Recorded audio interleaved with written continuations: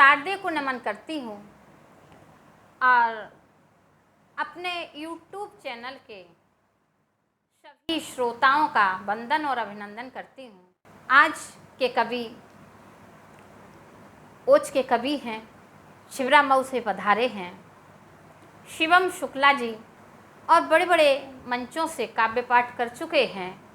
सबसे अच्छी बात यह है कि वह मौलिक कवि हैं और ऐसे कवियों का इंटरव्यू लेते हुए मुझे बहुत खुशी होती है कि मैं अपने YouTube चैनल साहित्यिक साधना चैनल पर जिन कवियों ने मौलिकता में लिखा है और अपने भारत का, अपने देश का, अपने शहर का नाम रोशन किया है, तो आइए हम सब रूबरू होते हैं आज के कवि शिवम शुक्ला जी से। नमस्कार शिवम शुक्ला जी।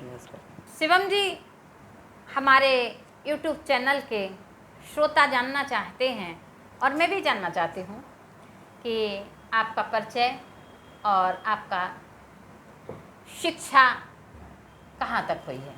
माँ शारदे को प्रणाम करता हूँ, आदरणीय मीना जी को प्रणाम करता हूँ, आप इस साहित्य साधना के श्रोतागणों को सत प्रणाम करता हूँ।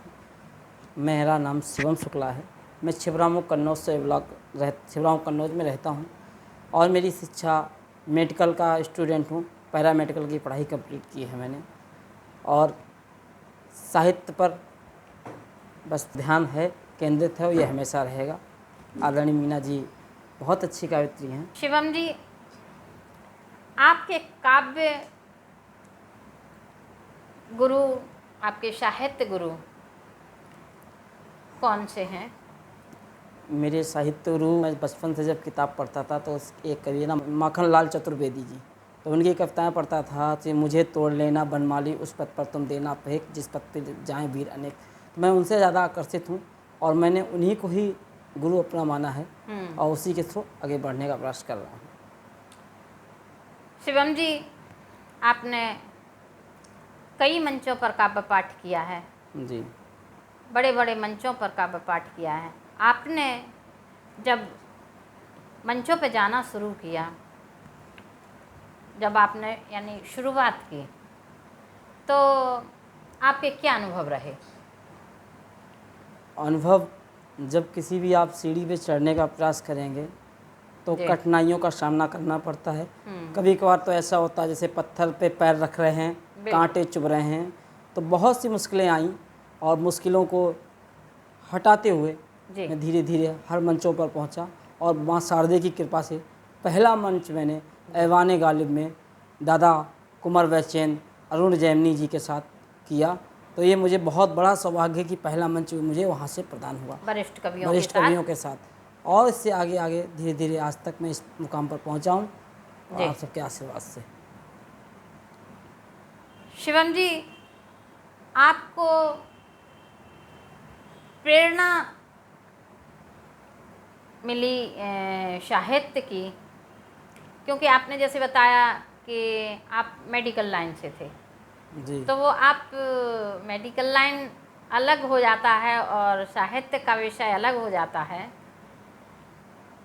तो आप इस से किस तरीके से जुड़े? बचपन से ही छोटी मोटी कविताएं लिखता रहता था, बार बार लिखता था। तो मुझे साहित्य से बहुत प्रेम था और ये माँ शारदे की कृपा थी, प्रभु गणेश की कृपा थी, जो बचपन से ही मेरे पास हुनर था, जो मैंने उसको समझा, निखारा और आज मैं इस साहित्य के क्षेत्र पर आगे बढ़ने का प्रयास कर रहा हूँ। आप अपनी कोई एक प्रतिनिधि रचना सुनाइए। मेरी प्रतिनिधि रचना छंदकार हूँ, छंद ज़्यादातर लिखता हूँ, तो बहुत से छंद हैं। एक छंद आपके सामने पाने का प्रयास कर रहा हूँ। जलियांवाले बाग का भी लेना होगा प्रतिशोध, वीर रण बाकुरों के गीत में सुनाऊंगा। कि जलियांवाले बाग का भी लेना होगा प्रतिशोध, वीर रण बाकुरों के गीत में सुनाऊंगा। और फांसी पे चढ़े जो वीर हंसते गवाए प्राण, उनका तो मान हर पल में बढ़ाऊंगा।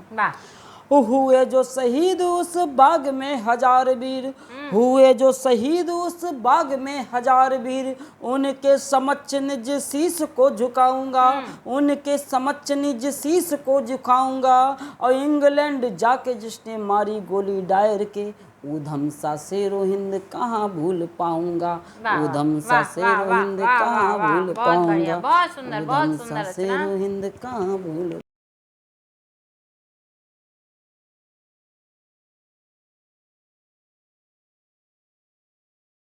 और आप वीर रस लिखते हैं, जी। आप वीर काल के कवियों से कितने प्रभावित हैं?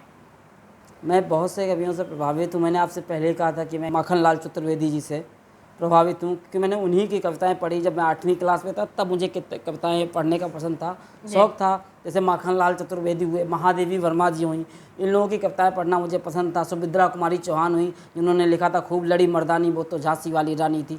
तो मैं इन कवियों से प्रेरित हूँ और इन्हीं के प्रेरित होकर मैंने इस काव्य का ध्यान दिया और काव्य की तरफ आगे बढ़ा हूँ। जी जी जी।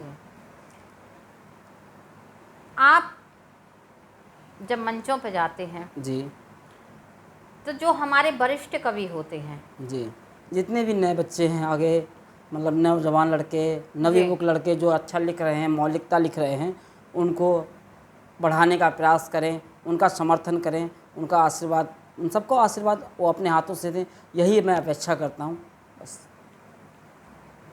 आप अतुकांत कविता जी, से कितने प्रभावित हैं? अतुकांत कविता, जैसे मान लीजिए मैं तो छंद लिखता हूँ, छंद में तो आप जानते हैं कि लगातार मात्राओं का पूरा भार और सब मतलब तुकांक बराबर होना चाहिए। तो मुझे तुकांक कविता ही ज़्यादा पसंद है। तुकांक ज़्यादातर तुकांक कविताओं से ज़्यादा प्रभावित हूँ, छंदों से प्रभावित हूँ, दोहों से प्रभावित हूँ। आप अपनी कोई और अच्छी सी रचना जो आपको अच्छी लगती हो जी उसे सुनाइए। जी, मैं उसको सुनाने का प्रयास करता हूँ, सुनिए। स्वागत। जब धारा 370 हटी थी तब मैंने लिखने का प्रयास किया। सुनो। दुश्मन को घर में घुस करके मार गिराया वीरों ने, अफजल के इन आकाओं को सबक सिखाया वीरों ने, जो करते अपमान देश में उनको दंड दिलाया है, और देश की सेवा करके भगवा को लहराया है।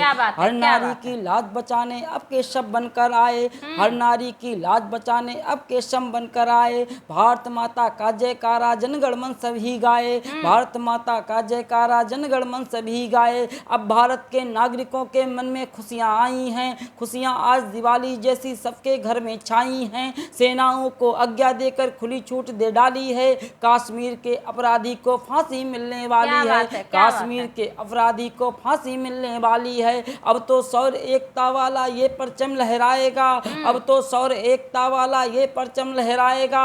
आज कन्हैया हाथ जोड़कर वंदे मातरम गाएगा, आज कन्हैया हाथ जोड़कर वंदे मातरम गाएगा, आज कन्हैया हाथ जोड़कर वंदे मातरम गाएगा। और साहब तब भी घटना देखिए, तब वहाँ पे हमारे राम मंदिर को तोड़ा जाता है। तब मैंने कहा कि कश्मीर का विस्थापित पंडित खुशी मनाता है, उनकी बहन बेटियों का भी दर्द समझ में आता है। अफजल की औलादों को पकड़ पकड़ कर मरवाना और हाथ में फरसा लेकर परशुराम तुम बन जाना। अब भारत का एक नया इतिहास यहाँ बन जाएगा, आज स्वर्ग की धरती पर हिंदू निवास कर पाएगा। तब भारत का शांत तिरंगा सीना तान खड़ा होगा, अफजल के इन आकाओं का दर्द से शीश ओढ़ा होगा, अफजल के इन आकाओं का दर्द से शीश ओढ़ा होगा। और जब धारा 370 हटी तब मैंने कहने का प्रयास किया, मैंने कहा कि धारा 370 को जो हटवा करके काम किया, धारा 370 को जो हटवा करके काम किया, तुमने भारत में देखो बस मोदी जी ही नाम किया। भारत देश का तिरंगा अब कश्मीर पर लहराए, आतंकी नस्लों को मिलकर के सबक सिखलाए, इन्हीं दरिंदों पर बार हम मिलकर करते जाएंगे, बलात्कारी अपराधी को नपुंसक हम बनाएंगे। हम भारत माँ के बेटे हैं, सच सबको बतला देंगे, हम भारत माँ के बेटे हैं, सच सबको बतला देंगे। वीर भगत सिंह की तरह मूंछों पर ताव दिखा देंगे, वीर भगत सिंह की तरह मूंछों पर ताव। बहुत सुंदर, बहुत सुंदर रचना, बहुत ही सुंदर रचना। अच्छा, आप एक बात बताइए शिवम जी कि आप जब मंचों पे जाते हैं तो आपको किस रचना के लिए मंचों पे बुलाया जाता है? मेरा एक छंद है, जब मैं बहुत पढ़ता हूँ, वो ज़्यादा प्रसिद्ध छंद है। जब मुझे मैं सुनाता हूँ तो वो बार बार लोग कहते हैं सुनाने का प्रयास सुनाइए। मैं उस छंद को आपके सामने रखता हूँ, सुनिए। उस छंद का मतलब मैं आपको थोड़ा सा बताने का प्रयास करता हूँ। जी। हमारे देश में राष्ट्रीय ध्वज तिरंगे को लोग जलाते हैं, बिल्कुल। पैरों तरह को चलते हैं, तो मैंने उसमें उन लोगों को जवाब देने का प्रयास किया है। मैंने उसमें हिंदू मुस्लिम की बात नहीं कही, मैंने उसमें ये कहा कि जो हमारे राष्ट्रीय ध्वज तिरंगे को जलाने का प्रयास करते हैं उनके साथ क्या करना चाहिए, एक छंद के माध्यम से मैंने कहा है, सुनिएगा। एक बात प्यार की जो मानते नहीं जनाब, एक बात प्यार की जो मानते नहीं जनाब, उन्हें भाषा परिभाषा युद्ध की बताइए। क्या बात है, क्या बात। वंदे मातरम गीत गाएंगे 1000 बार, देश के लिए कभी तो प्राण भी लुटाइए। और देशद्रोही पे सवाल करिए 1000 बार, उनकी जुबान पे लगाम तो लगाइए, उनकी जुबान पे लगाम तो लगाइए। और ध्वज को जलाने की जो बात करते हैं रोज, हाथ काटे काली माँ पे उनके चढ़ाइए। क्या बात है, क्या बात है, बहुत काली माँ पे सुंदर, उनके बहुत सुंदर, चढ़ाइए। बहुत सुंदर। आपके छंद बहुत लोकप्रिय हैं। मैं चाहती हूँ कि आप अपने उन छंदों को हमारे YouTube चैनल के श्रोताओं को सुनाएं। एक छंद रखने का प्रयास करता हूँ। स्वागत। जब हमारा रक्षाबंधन का त्यौहार होता है, बिल्कुल। और बहन राखी लिए बैठी होती है और भाई का सब घर पे आता है, शहीद भाई का, जी। तो उसकी बहन के क्या विचार होंगे, क्या भाव होंगे, एक छंद के माध्यम पे रखने का प्रयास किया है। स्वागत, स्वागत। कि रेशम के धागों की ये बंधी डोर पतली सी, रेशम के धागों की ये बंधी डोर पतली सी, दर्द के अमोल राग पाने लगी बहना।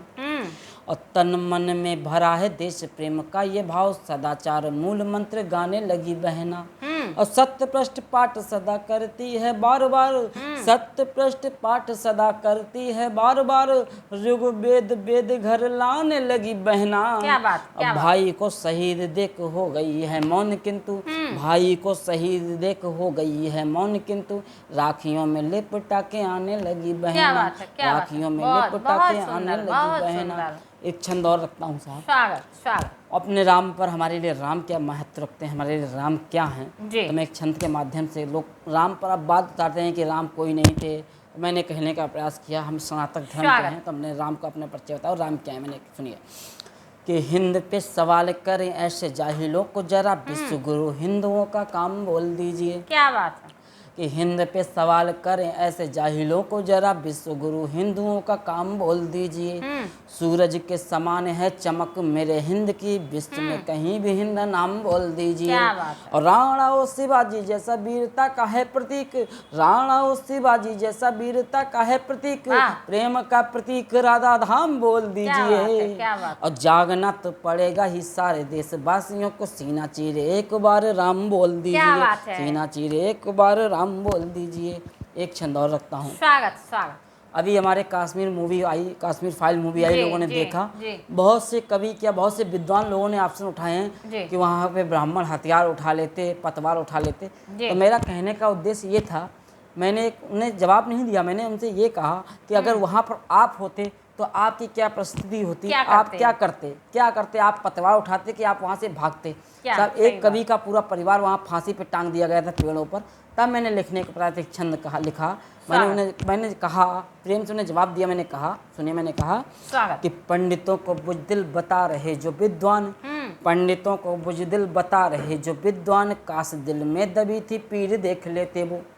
अब पतवार वाली बात कहते हैं उन्हें कहो, सर पे तनी थी शमशीर देख लेते वो। क्या बात, और आरा से भी कट गए पेड़ों पे भी टंग गए, आरा से भी कट गए पेड़ों पे भी टंग गए, निहत्ते लड़े थे ऐसे वीर देख लेते वो। निहत्ते लड़े थे ऐसे वीर देख लेते वो। और चीथड़ों में आबरू वो, सर पे तनी बंदूक थी, लहू लुहान कश्मीर देख लेते वो, थी लहू लुहान कश्मीर देख लेते वो। एक छंद और रखता हूँ, उसके बाद मैं आपको सामने आपको मैं देता हूँ, एक छंद के माध्यम से रखता हूँ साहब। हमारे देश में अभी राम मंदिर मसला हल हुआ, बहुत सी चीज़ें हल हुई हैं। लोगों का बयान है कि मुझे भीख में ज़मीन नहीं चाहिए, बहुत से लोगों ने कहा मुझे भीख में ज़मीन नहीं चाहिए। तो मैंने ये कहा कि जो ज़मीन आप भीख में कह रहे हो, वहाँ आपके पूर्वज क्या थे, क्या करते थे। तब मैंने छंद के माध्यम से उन्हें जवाब दिया, मैंने कहा कि राम नाम का विरोध कर रहे हो देश में, आपके ही पूर्वजों ने राम गुण गाए थे। क्या? और हाथ में कुरान थम बोलते रहे हो आप, तेरे पूर्वजों ने गीता पाठ भी कराए थे। और राम पालनहार हैं जानते हो बात तुम, राम पालनहार हैं जानते हो बात तुम, अहिल्या को राम देखो खुद तार जाए थे। और ओवैसी जो भीख में मिली है जमीन तुझे, तेरे पूर्वजों ने वहाँ शीश को झुकाए थे, तेरे पूर्वजों ने वहाँ। बहुत सुंदर, बहुत सुंदर, बहुत। ये थे हमारे कवि शिवम शुक्ला जी। जी धन्यवाद। और शिवम शुक्ला जी, आप हमारे स्टूडियो में आए, आपका बहुत बहुत धन्यवाद। ईश्वर से यही प्रार्थना करती हूँ कि आप दिन ब दिन खूब तरक्की करें, अपने रचनाओं से सबका मन मोहें और अपने देश का परचम सब जगह लहराएं। धन्यवाद। जय श्री राम। नमस्कार, नमस्कार। धन्यवाद। जय श्री राम।